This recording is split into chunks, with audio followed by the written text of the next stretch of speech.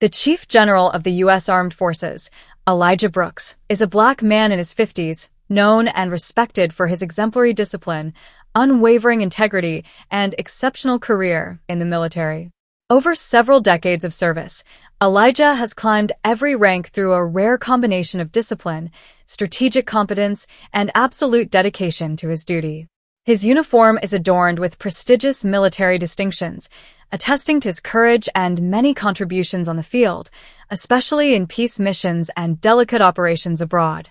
But beyond the discipline and sharp gaze that naturally command respect, Elijah is appreciated by his colleagues and subordinates for his kindness and the unwavering support he provides his teams, whom he considers a second family.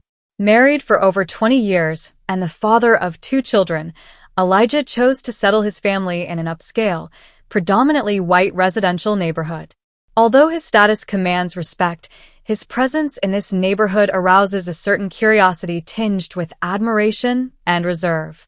Most of his neighbors, impressed by his aura and background, do not always dare to approach him, perceiving him as an imposing figure, almost intimidating, whose stoic demeanor and military stature rarely leave room for familiarity.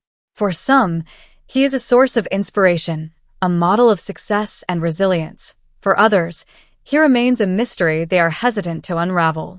Despite these unspoken barriers, Elijah strives to break the distance, becoming involved in his community with a sense of duty that goes far beyond his military commitment. He regularly participates in local charity work, particularly those dedicated to military families and veterans, and does not hesitate to offer his time and resources to causes that are close to his heart. His children, whom he raises with values of discipline, respect, and integrity, grow up with the example of a deeply committed yet attentive and present father. In the intimacy of his home, Elijah reveals a softer and more affectionate side, far from the image of the strict and inflexible general.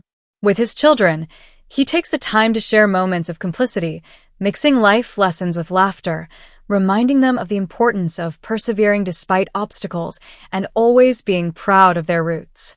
To his wife, he is a caring partner, aware of the sacrifices their family life demands because of his professional responsibilities. She is his anchor, the one who helps him maintain balance in the face of the constant challenges of his position, and it is from her that he draws the strength needed to face the pressures and solitude that come with his role and rank. The Brooks home, though marked by the rigor of military routine, is filled with warmth and simplicity that contrast with Elijah's imposing status. In the eyes of those who truly know him, he is not just a general with countless medals and responsibilities. He is a humble and just man who places dignity and respect for others at the heart of his existence. One evening, while the residential neighborhood is bathed in an apparent calm, the local police captain, Brad Collins, receives a call reporting suspicious activity in the area. The complaint, vague and lacking concrete details, nevertheless catches Collins' attention, even though he knows full well that a simple gathering of neighbors does not constitute a threat. But for him, this call represents much more than just a request for surveillance. He sees it as an opportunity to assert himself and remind everyone of his authority, especially in an affluent neighborhood where interventions are rare. This call actually comes from one of Elijah Brooks' neighbors, a respected Army general who is one of the few black residents in this upscale neighborhood. Not used to seeing much activity around Elijah's house and uncomfortable with what he perceives as an intrusion into his environment, this neighbor did not hesitate to alert the authorities. For him, a group of guests, even well-dressed and arriving discreetly, seems out of place, as if the very idea of a black man hosting a gathering in this normally quiet neighborhood arouses suspicion. On his side, Elijah Brooks, an accomplished general and man of values, organized this gathering with the intention of celebrating a moment of relaxation with friends and colleagues who, like him, have served the country with loyalty and courage. After years of dedication and personal sacrifices, he wanted to share an evening of reunion and camaraderie, surrounded by trusted friends and high-ranking military officers, all coming together to mark this well-deserved break in an informal setting. But unbeknownst to Elijah and his guests, This seemingly harmless gathering quickly becomes the center of an unexpected police intervention. Collins, determined to demonstrate vigilance, heads to the scene with a stance of an unyielding guardian. As he approaches the general's home, he indulges in imagining scenarios fueled by his own preconceived ideas, in which this gathering might conceal a form of disorder or threat to the tranquility of the neighborhood. In his mind, the idea that a black man could live in this house and host guests there with full legitimacy seems strange, almost inconceivable, and he already pictures himself as the protector of the area, ready to restore order if necessary. Brad Collins, fully intent on playing the guardian of order, is swept up by his sense of superiority and need for control. In his mind, he is convinced that his presence is not only justified but necessary to maintain order in this upscale neighborhood, which he considers his territory. On his way, he feeds his biases by imagining all sorts of improbable scenarios about what might unfold behind the walls of Elijah's home. The idea that a black man, even an army general, could host a gathering in such a prestigious neighborhood seems suspicious to him, an anomaly he is ready to correct on his own. Arriving on Elijah Street, Collins deliberately chooses not to be discreet. Instead, he stops in front of the house, letting the headlights of his vehicle harshly illuminate the well-maintained garden and lit windows, breaking the evening's calm. The cold, aggressive glow of the headlights seeps inside, catching the attention of the guests, who exchange surprised and puzzled looks. For many of them, the arrival of a uniformed police officer in the middle of the evening is both a surprise and a provocation. Collins steps out of his vehicle with a defiant air, ostentatiously adjusting his uniform to emphasize his presence, as if trying to be noticed or even intimidate. He strides toward the front door with heavy, purposeful steps, not even bothering to announce his arrival. His gait and stern expression betray his intention to remind everyone who, in his view, holds the authority in this neighborhood. Ignoring the rules of politeness and respect, he knocks on the door with marked insistence, a gesture closer to a command than a courteous greeting. Inside, the party comes to an abrupt, tense silence. The guests, among whom are several high-ranking military officers who have fought alongside Elijah, look around, trying to guess the reason for such an intervention. General Elijah Brooks, calm but inwardly irritated by Collins' attitude, walks toward the door with controlled steps. Upon opening it, he finds himself facing the police captain, who gives him a scrutinizing look, filled with visible distrust, signaling through his demeanor that this gathering seems unnatural to him. Collins lingers, his gaze scanning the entryway, inspecting every detail and every guest as if he were there to search for any irregularities.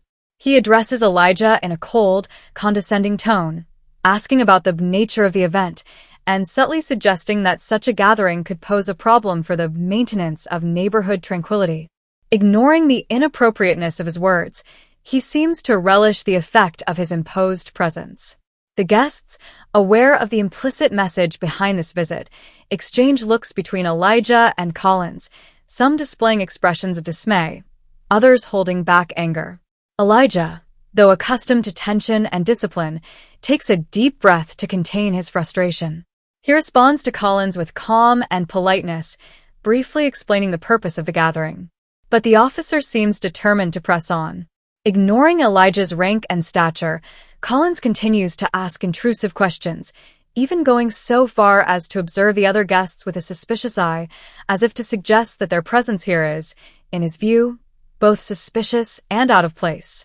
Collins, with no real justification for prolonging his presence, adopts an inquisitive posture, asking direct and invasive questions with an assurance bordering on arrogance. What is the purpose of this event? How many people are here? He inquires, inspecting the room with a look that betrays mistrust and superiority. Each question resonates like a disguised accusation, as though this were a search rather than a simple check. The informal nature of the gathering, among close friends, is obvious, but that does not prevent the captain from scrutinizing each guest insistently, almost demanding that everyone justify their presence, as if he were looking for an irregularity where there is none. Despite the absurdity and injustice of the situation, Elijah maintains admirable composure. Though his gestures and gaze reveal the tension he is holding back, he answers Colin's questions with unwavering politeness, as if to emphasize the gap between their respective statuses. Behind each calm response, Elijah reveals an inner frustration, aware that this unnecessary control is not part of a legitimate security procedure, but a deliberate attempt to challenge his place in this neighborhood. His bearing and dignity serve as armor against this inexplicable hostility. Collins, for his part, unable to mask his hostility, makes a few insinuating comments. An unusual gathering for this neighborhood, isn't it? He murmurs, casting disdainful glances around the room. His barely veiled words reveal his obvious discomfort at the sight of a group of influential and respected people of various backgrounds, united by their military experience and friendship with Elijah. He struggles to accept the legitimacy of this gathering in a space he deep down considers reserved for a certain elite he cannot associate with Elijah and his guests. The guests, though silent, are clearly irritated and exchange heavy glances full of unspoken meaning.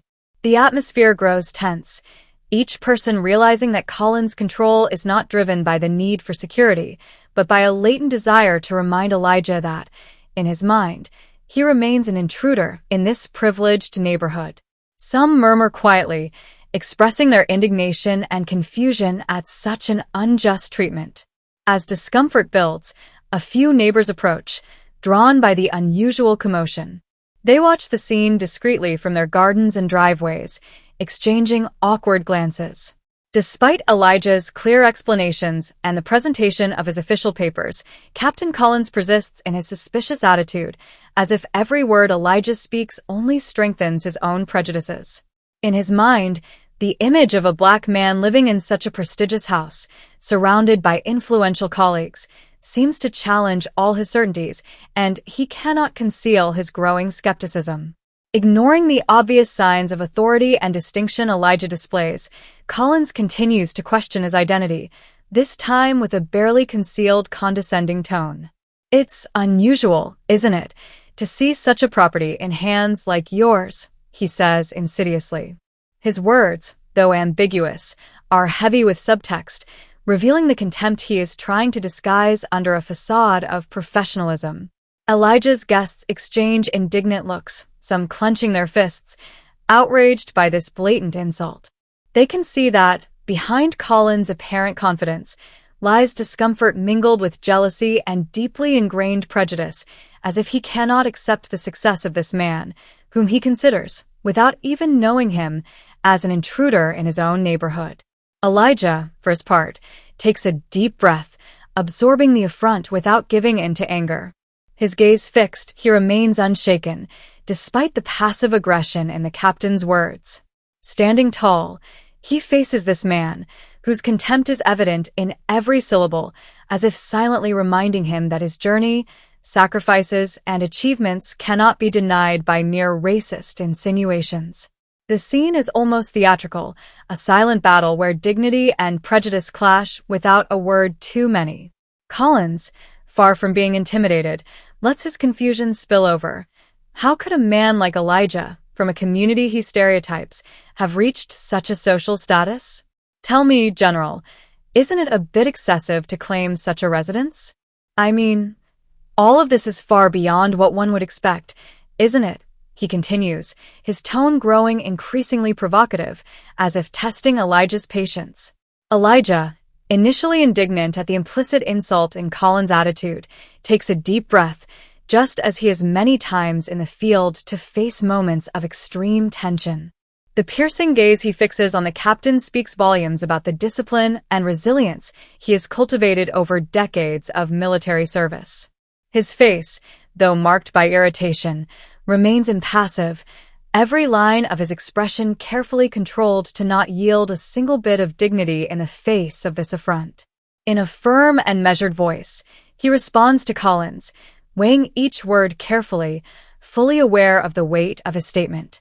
"Captain, I am General Elijah Brooks, Commander-in-Chief of the United States Armed Forces." These words, spoken with calm authority, resonate in the room, imposing a heavy silence around them. Elijah then extends his identification papers, accompanied by his official military badge, a precious and symbolic item reserved for the highest-ranking officers. The badge, with its sleek lines and gleaming metal, represents commitment, sacrifice, and loyalty, values to which Elijah has dedicated his life. Collins, staring at the insignia, cannot ignore that he is facing a man of a stature he cannot easily dismiss or belittle. The quiet authority that emanates from Elijah seems to unsettle Collins, even though he tries to mask his discomfort with a cold, arrogant expression. But something in Elijah's posture, his unshakable confidence, begins to crack the captain's haughty attitude. The guests, meanwhile, watch in silence, moved and impressed by Elijah's restraint despite the immense pressure on him. They all know that this man, who could easily remind the captain of his place, chooses to respond with respect and self-control. Elijah's gaze, fixed squarely into Collins' eyes, seems to issue a silent challenge. Through his posture and words, he reminds Collins that the uniform he wears, even without its rank insignia, was earned through hard work, countless sacrifices, and unwavering will. There is no doubt that the authority he claims here is that of a leader, a man of courage who has never allowed the color of his skin to dictate his fate or abilities. However, Collins, rather than calming the situation, seems driven by a growing resentment. He averts his gaze for a moment, but too proud to admit his mistake or prejudice, he persists in his obstinacy. Elijah remains calm, knowing that any impulsive gesture or angry reaction could be seen as a weakness. His self-control, a quality forged in the heart of the most intense situations, pushes him to wait patiently for the captain to come to terms with the truth. He is in the presence not only of a high-ranking officer, but of a man of value who deserves respect far more than suspicion. Collins, insensitive to the evidence and blind to Elijah's dignity, seems consumed by an obsession to assert his authority. The idea of facing a black man so influential and respected seems to stir a form of defiance in him that he cannot suppress. Refusing to see Elijah as a legitimate resident of the neighborhood, he decides to push the humiliation even further. Seizing his status as captain, Collins declares in a sharp tone that a complete inspection of the premises is necessary to ensure the neighborhood's safety. Without even asking Elijah for permission, Collins enters the house, inspecting each room with a scrutinizing and suspicious gaze, as if searching for evidence of some illicit activity. His movements are slow and deliberate, and he takes care to be as intrusive as possible, opening doors, inspecting furniture, and examining every corner with exaggerated zeal. This scene feels like a parody of a security inspection, but under this pretense, Collins is primarily trying to demonstrate his power and place Elijah in an inferior position. Elijah's guests, also high-ranking military and civilian figures, witness this intrusion with a mix of consternation and indignation. Several of them exchange looks, shocked and outraged, unable to understand how such a situation could occur in this supposedly quiet neighborhood. One of the guests, a respected colonel who served alongside Elijah, attempts to intervene to stop this humiliating search. He steps forward, but Elijah, with a calm and firm glance, stops him. He seems determined to confront Collins alone, not wanting to give the impression that he has anything to hide, even though the captain's arrogance and lack of respect deeply disturb him internally. Collins continues his inspection with deliberate slowness, moving through the living room, the kitchen, and every corner of the house as though it were a crime scene. He opens drawers, brushes against decorative objects, and even inspects the bookshelves, searching in vain for a clue that could justify his presence. This invasion of Elijah's privacy, under the stunned gaze of his colleagues and friends, increasingly feels like a psychological power play rather than a genuine security measure. Elijah, the master of himself, lets nothing show of his annoyance. His posture remains upright and imposing, his eyes fixed on Collins, silently reminding him of his position and honor.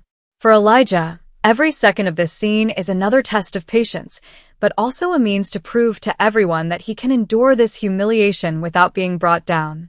He knows that any sign of weakness or anger could be used against him, and he refuses to offer Collins that satisfaction.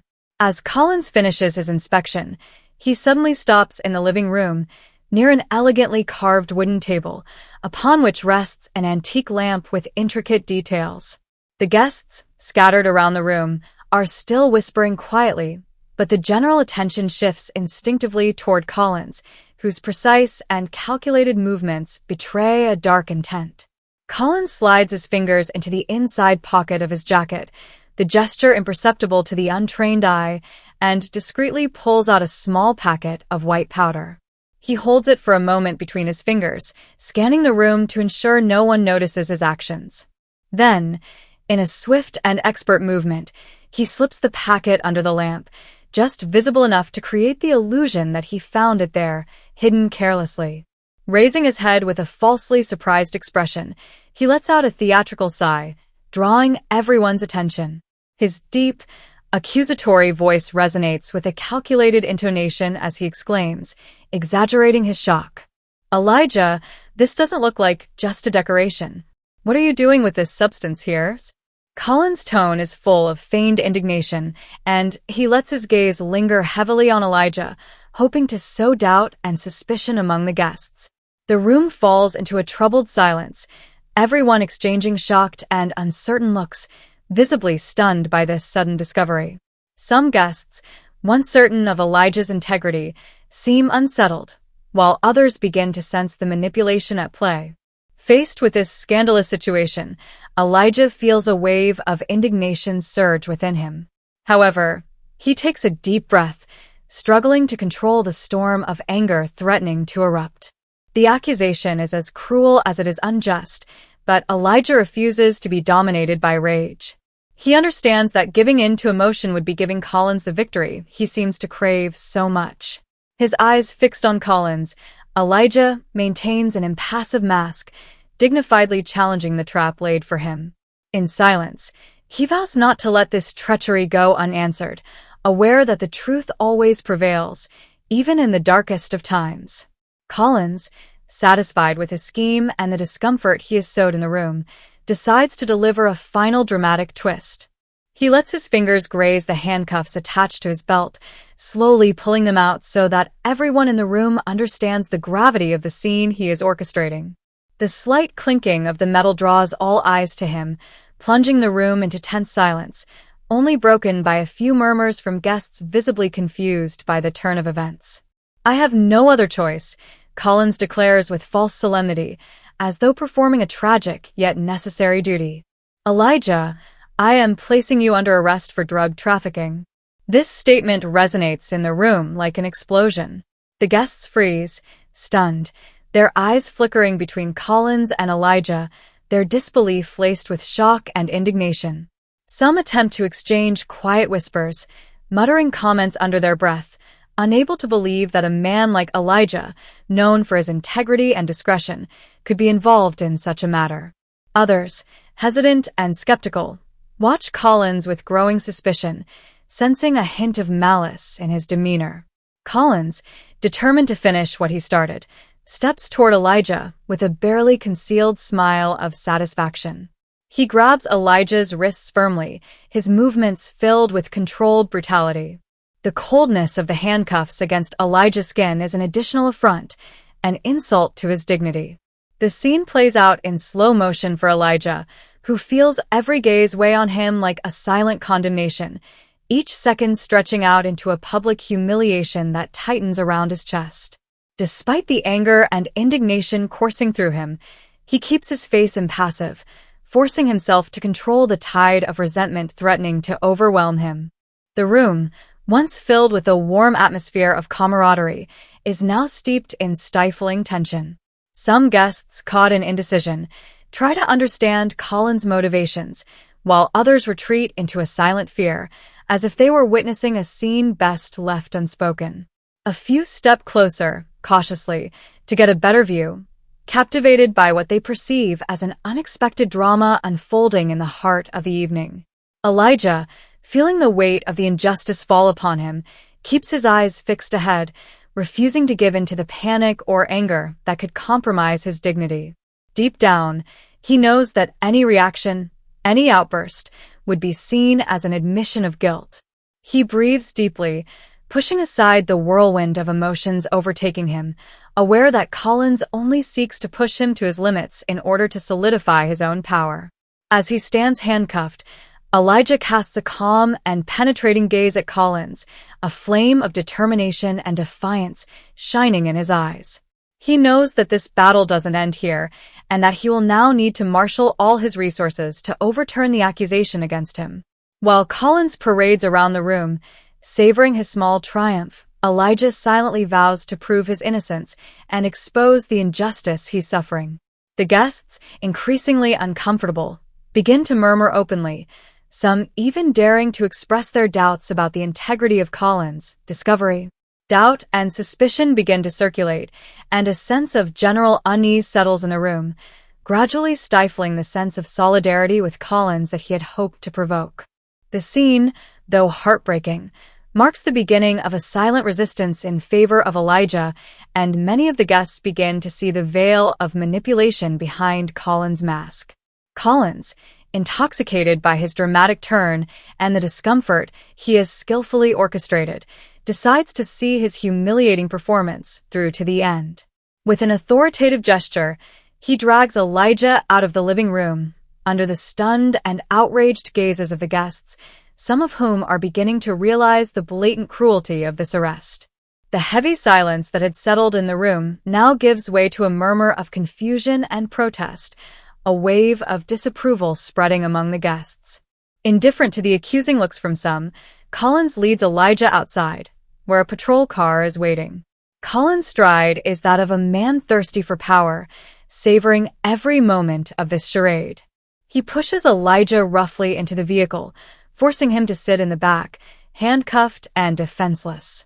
The door slams shut, and Collins takes his place in the front, casting a satisfied glance in the rearview mirror, as if to confirm the forced submission of the one he is unjustly accused. The ride to the police station is silent, but the tension between the two men is almost palpable.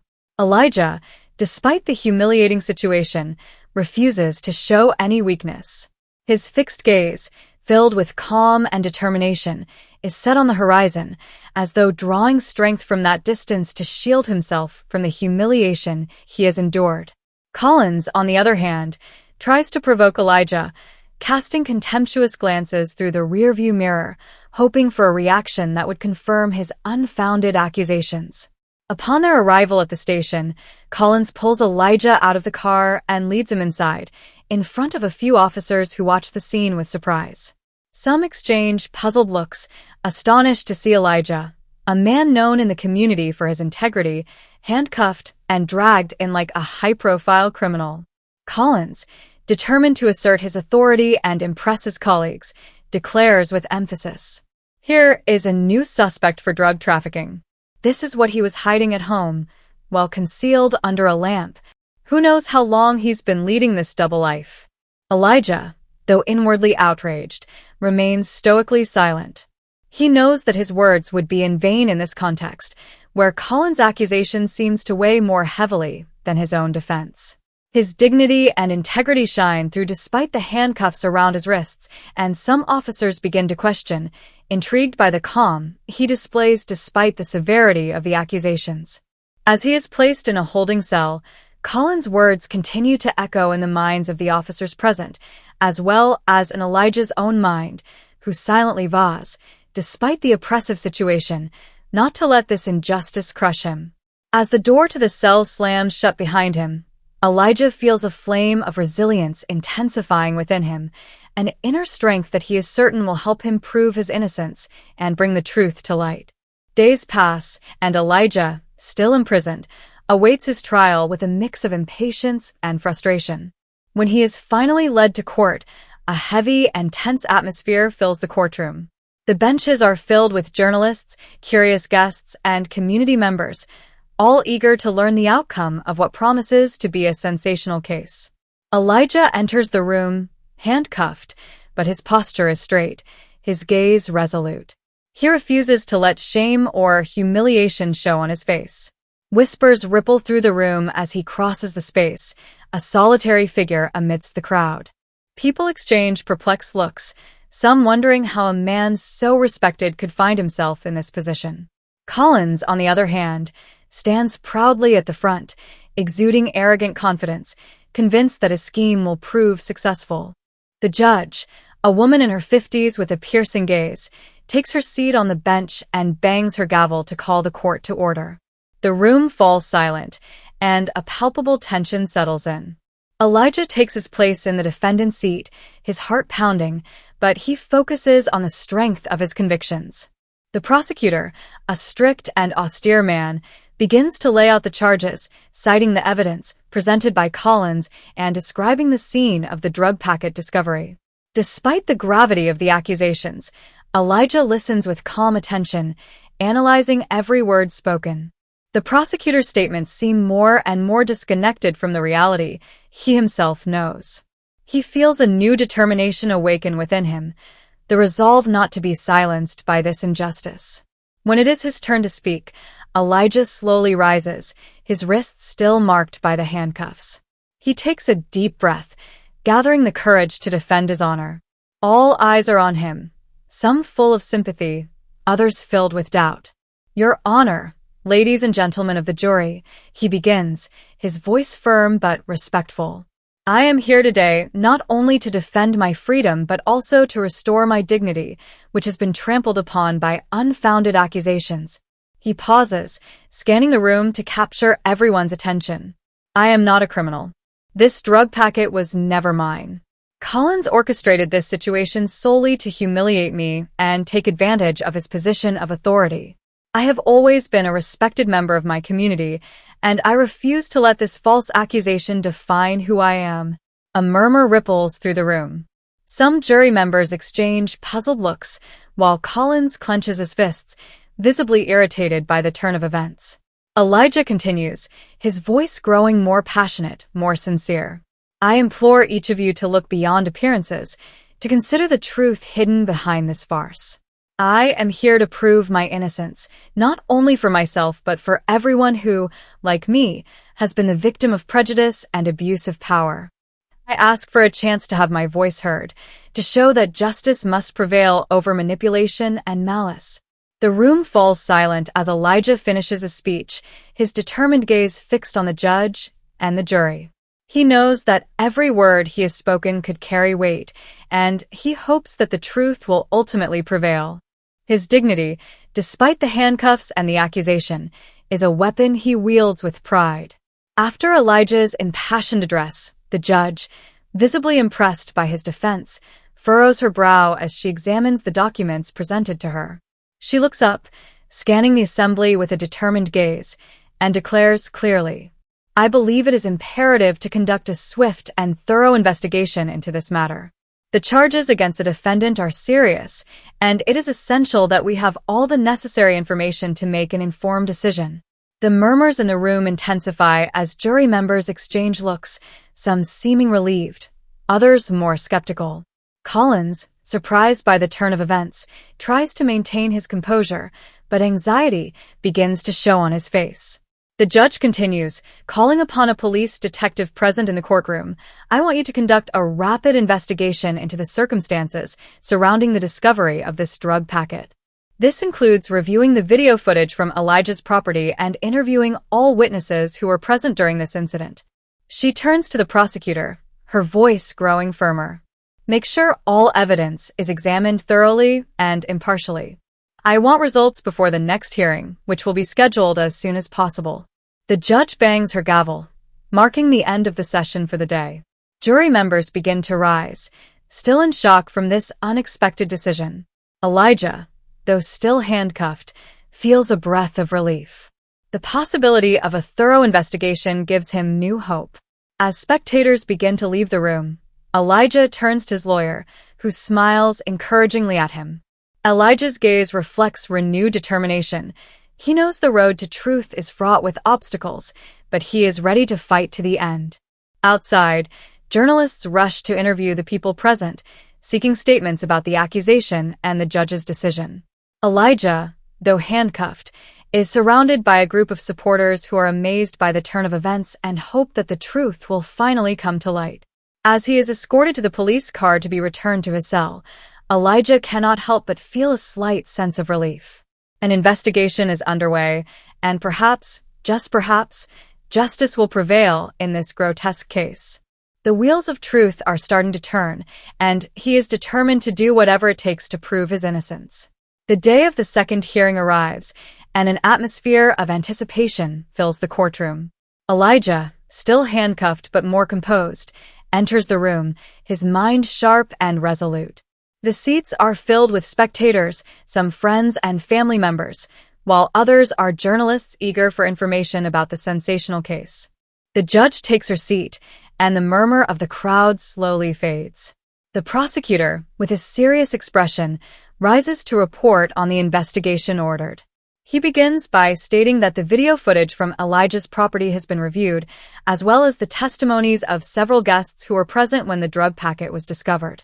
Your Honor, he begins, the investigation has revealed troubling facts. The videos show that the drug packet was placed under the lamp by Officer Collins and was not discovered by Elijah. Additionally, several witnesses have confirmed that the defendant was never in possession of this substance. The murmurs intensify in the room, and the faces of some jury members tense up, surprised by these unexpected revelations. Elijah feels a mix of relief and determination. He knows that this truth is crucial to proving his innocence. The judge, in a firm tone, asks the prosecutor to continue. Do you have any other evidence or witnesses to present? The prosecutor nods and calls a key witness, one of the guests present during the incident. The man steps forward, hesitant but determined. Once on the stand, he turns to the judge and declares, I can attest that I saw Collins place the packet under the lamp. At first, I thought it was a joke, but after seeing what happened next, I realized it was much more serious. Silence falls in the room, and the judge notes every word with great attention. Elijah, his heart racing, realizes that the tide is beginning to turn in his favor. Collins, for his part, pales under the revelations. His initial arrogance fades, replaced by palpable nervousness. The judge gives him a piercing look, her patience visibly tested. Officer Collins, she says in a firm voice, do you have anything to say in response to these serious accusations? Collins's gaze darkens as he tries to justify himself. I didn't do anything wrong. It was just a simple misjudgment. His voice shakes slightly, betraying the panic taking hold of him. The judge does not seem convinced by his response. It appears that this investigation has uncovered not only an error but potentially misconduct. I will order an additional investigation into Officer Collins's behavior during this incident. The murmurs in the room grow into a buzz of speculation and rumors, and Elijah's gaze shines with hope. He feels that the truth is beginning to triumph, and his dignity is starting to be restored. As the session continues, the judge takes a moment to reflect, her gaze lost in the scattered documents in front of her. The atmosphere in the room is charged with anticipation. The murmurs have died down, and all eyes are on her. Finally, she looks up, a glimmer of determination in her eyes. Pending the outcome of this additional investigation, I will lift the charges against the defendant, Elijah. The evidence presented today, particularly the eyewitness testimonies and the video recordings, reveal a deeply concerning situation. A collective sigh of relief escapes Elijah and his loved ones. For the first time, he feels recognized in his quest for justice. The judge continues, her firm voice resonating in the room. However, regarding Officer Collins, I cannot ignore the serious allegations against him. His conduct and the abuse of his power as a law enforcement officer are unacceptable. Therefore, I will order that the case against Collins be transferred to a specialized court where he will have to answer for his actions. Murmurs resume, mixed with both dismay and approval. Elijah watches Collins, whose pale face betrays growing panic. The judge continues, not giving him a moment's respite. This situation must not be taken lightly. Abuse of power and false accusations must not go unpunished. I urge the competent authorities to closely examine his conduct and take the necessary measures. Applause breaks out in the room, and some members of the jury exchange approving glances. Elijah, his eyes misted with tears of gratitude, turns to his lawyer, who smiles at him proudly. He knows that this victory is the result of a fierce battle, not only for himself, but for all those who have suffered similar injustices. The judge, concluding, adds, "I want everyone to understand the importance of truth and justice. We must fight for a system that protects all its citizens, regardless of their background." As the session concludes, Elijah leaves the courthouse with a sense of lightness. Although still marked by the experience, he knows that this step is crucial for his rehabilitation and for the justice of all those who have been unjustly accused. As he exits, he is greeted by friends and family members who embrace him, and he feels their unwavering support. The future remains uncertain, but for the first time in a long time, he feels ready to face whatever comes. His dignity restored, he turns toward a new chapter of his life, confident that the truth will always come to light in the end.